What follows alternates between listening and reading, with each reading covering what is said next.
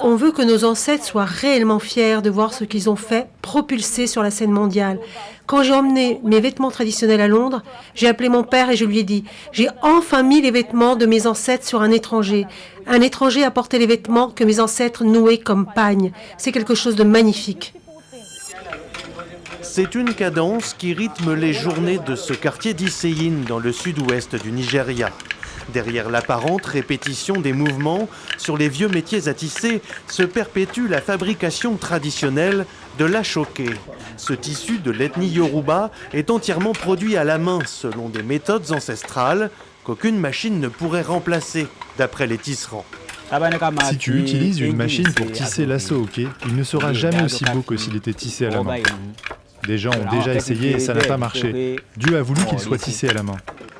Très répandu dans l'état d'Oyo, l'ashoke est utilisé habituellement pour des tenues traditionnelles de cérémonie. Mais depuis plusieurs années, le tissu se ferait également un chemin dans des créations audacieuses et des vêtements du quotidien. Un succès qui suscite un regain d'intérêt de la jeune génération pour ce savoir-faire, devenu une source de revenus essentielle pour beaucoup. Avant de venir ici pour apprendre le tissage, j'étais chanteur.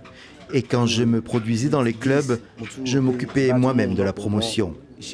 J'ai adopté cette démarche pour le tissage. Quand je finis de tisser quelque chose, je prends une photo et je la poste sur mes réseaux sociaux. Si mes abonnés voient ça et qu'ils aiment, ils passent commande. À l'image de l'actrice américaine Meghan Markle, aperçue avec un pagne et un châle en ashoke, lors d'une visite au Nigeria il y a 2 ans, le tissu Yoruba est aussi prisé à l'étranger. Un succès favorisé par la diaspora et la popularité croissante de la culture musicale et de la mode nigériane à l'échelle mondiale.